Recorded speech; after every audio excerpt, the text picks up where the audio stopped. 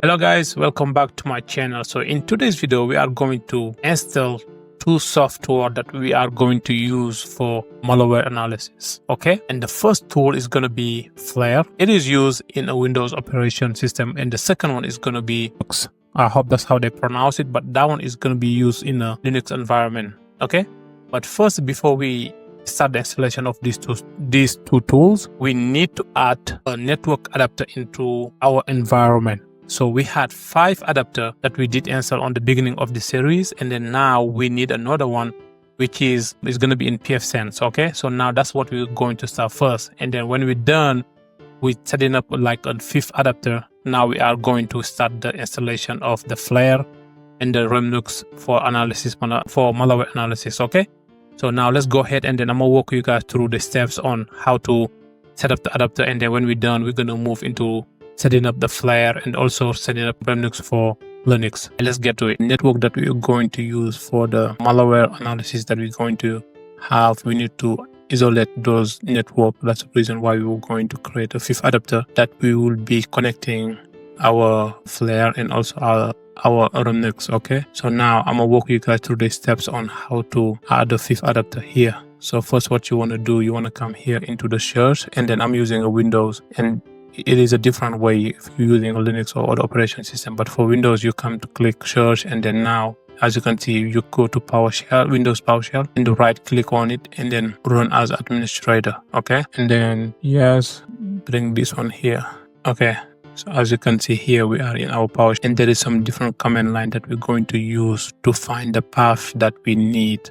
Okay, so let me show you. This is the first, and I will put this comment right here in the video description, so you have this comment. So this is what we need. Okay, I'm just going to paste here the first comment that we need, which is going to be, we need to change our directory to get inside of this path right here. So I will put this comment into the video description, so we have it. There you go. So this is what we need. First, we need to get inside of this program right here, and now let's go. I think I'm going to change it. It's going to be CD. It has to be CD because we're trying to get inside. It's going to be CD program file Oracle VirtualBox. Okay, second here. Okay, this is the command that we need, which is going to be CD C program file Oracle VirtualBox. Okay, and then you type enter. And as you are inside right now, as you can see here, you want to list everything that we have, which is going to be, you're going to use the command dir and then enter, and it's going to list you exactly everything that we have here in this path. Okay, so now let's go ahead and find the package that we need. Right, so as you can see, this is what we need. This is the package what we need, VBox exe.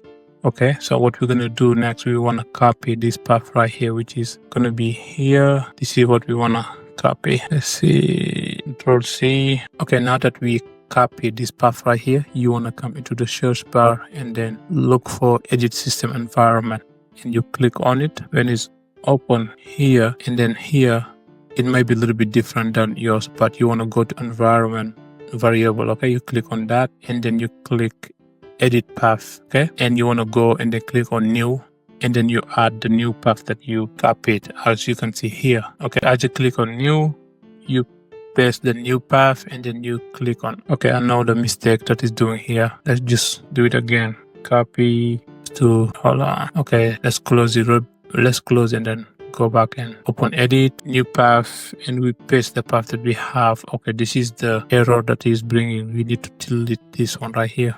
There you go, and you click OK. There you go. So now that one is added. Okay, and now we can go ahead and click OK. So now what we want to do, we want to double check, make sure that this path that we added is, if it worked. Okay, that's what we're going to check now. Okay, let's go ahead now, check if our path was added. Let's go back here and then open PowerShell, and as PowerShell is open here, and this is the command that we will need to run. It's going to be VBox manager list. Okay, and then you tap enter. The term is not recognized. Okay, hold on a second here. Let's try to verify again, see if it's gonna work. Yeah, okay, let me just grab the copy here. All right, now let's see. Still running the same thing. I need to double check, troubleshoot exactly, see why it's not showing me. As you can see, we still have this error showing up here. So now what I was doing is trying to find another way to have this package that we need. Okay, so that's what I'm working on right now. This is the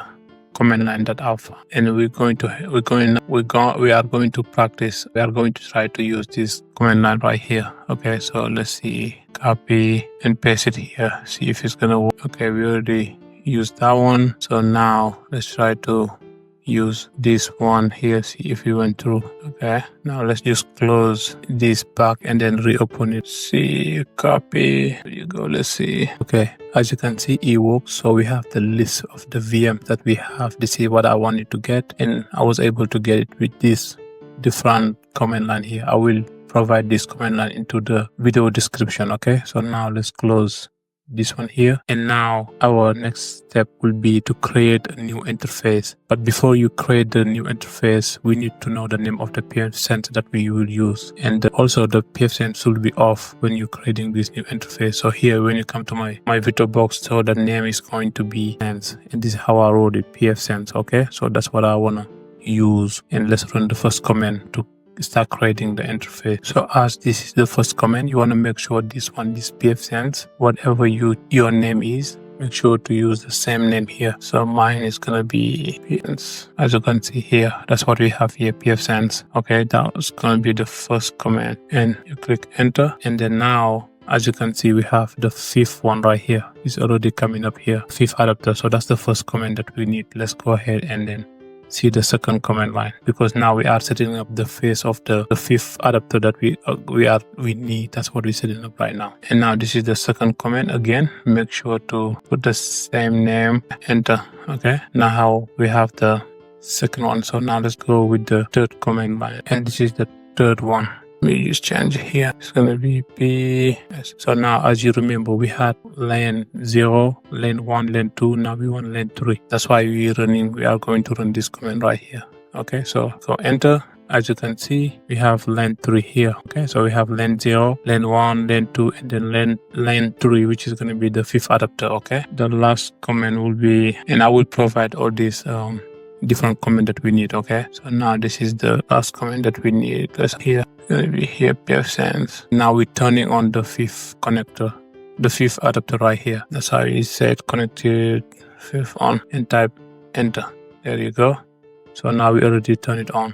Now let's go ahead and move into the rest of the configuration. Now that we created this adapter 5, so now let's go ahead and enable our adapter 5 through pfSense. Now what you want to do, you want to go to pfSense and then just start the pfSense here, and then let's go through the setup. So as you can see here, we don't have the new adapter that we need.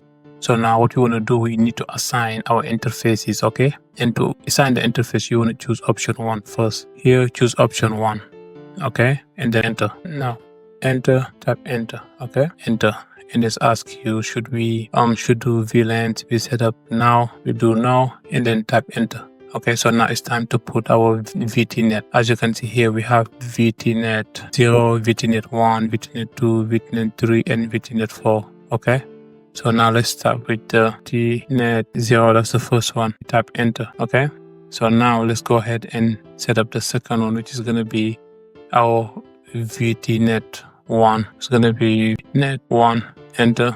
And then now it's time to set up our second one, which is going to be our VTNet 2. That one is from the Mara cyber range. As you can see here, the Mara cyber range here. So it's going to be VTNet 2. Enter. And then now you're going to type the VTNet 3, which is going to be for our AD lab. So it's going to be VTNet 3. Enter. And that one is done. So, okay, I made a mistake on the name VTNet. Okay, so it's VTNet 3. Okay.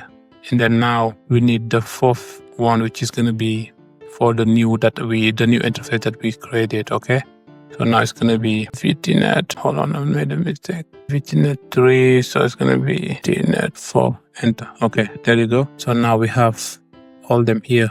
So we have option 1, 2, 3, and 4, and that's what we needed. Okay, now let's move into continue to set up this one right here. Here is asking, do you want to process? You put yes, Y as yes, and type enter. Okay, so now it's working on it. As you can see here, we have our fifth interface here, but we're missing an IP address. So what we need to do is to set up an IP address for our new adapter, the new interface that we have. Okay, so now let's go ahead and set up the new IP address. As you can see, we're going to choose 2, which is setup interfaces IP address. So now let's go ahead and use the option 2. Now after you choose 2, you type enter, and then now we're going to choose option 5 just because we are trying to set up a IP address for the 5th one right here. Okay, and then after you choose 5, you type enter.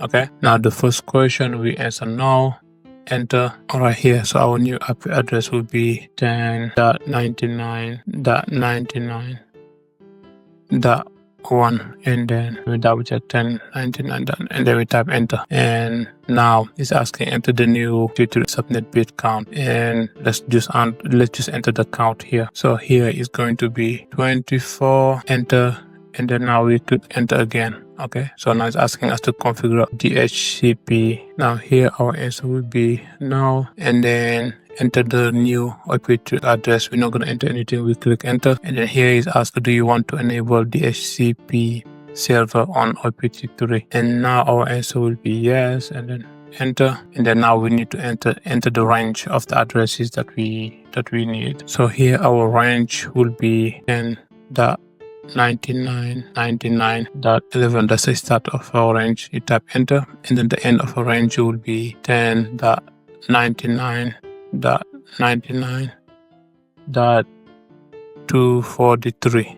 Okay, and you type enter. As you can see here, is asking, do you want to revert the HTTP as a web configuration protocol? We click no and enter, and then just wait. Now we have our IP address here, and now here we type enter again to continue. There you go. As you can see here, we have our 5th adapter right here, and we have a IP address for it, which is 10.99.99.1.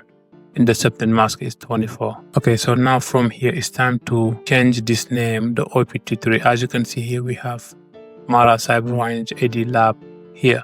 So now we want to go into our pfSense interface and then to change this name here. Okay, so now to do that, I want to go ahead and turn on my Linux, and you remember that's where I'll have my pfSense interface. Okay, so you want to turn on the Kali Linux and go to the pfSense interface and then change the name. Then now it's time to log into our pfSense. Okay, so you go to your Firefox, and let's see, and then here is my pfSense dashboard and logged in. Okay, now that we are here, let's go ahead and change the name of the OIPT that we just added, which is this one right here, the OIPT3. That's what we're going to do now.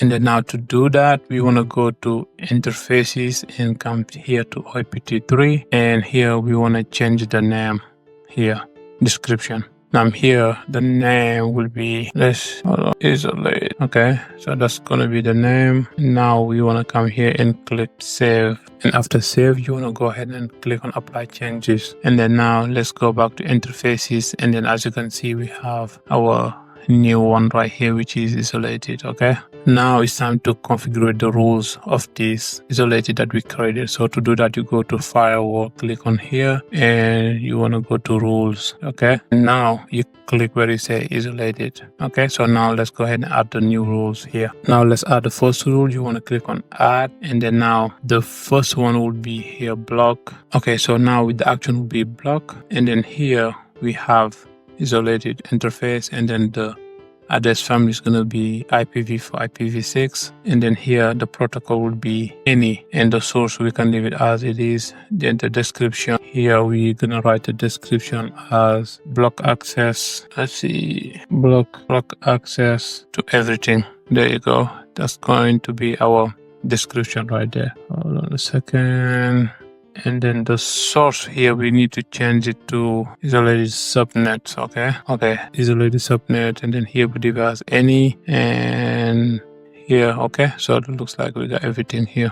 Block, isolated, IPv4, IPv6, any, isolated, and any. And then we have the description, block access to everything. So the rules that we set up here is to block all traffic that coming from isolated, this isolated here. And the family that we have here is going to be IPv4, IPv6. So any traffic coming through those, we need to block them, because this subnet right here, this is going to be isolated. That's the reason why we set up these rules right here. This one is isolated just because we want to analyze some malware, and we want to make sure that the malware that we're analyzing won't spray into our or the network that we have, okay, or the interfaces that we have. That's the reason why we isolate this one right here. So now what we want to do, we want to click on save, and then now we want to go into apply changes. Okay, until here what we did was we created a fifth adapter, and then we did the setup of the adapter into our pfSense, and after there we come back to our pfSense interface. We set up the name, like we created the name for the fifth adapter, and then we come and then set up rules for it. So those are the basic configuration we needed to do with our pfSense before we start the installation of our FLARE. Okay, so the next step will be to start the installation of FLARE.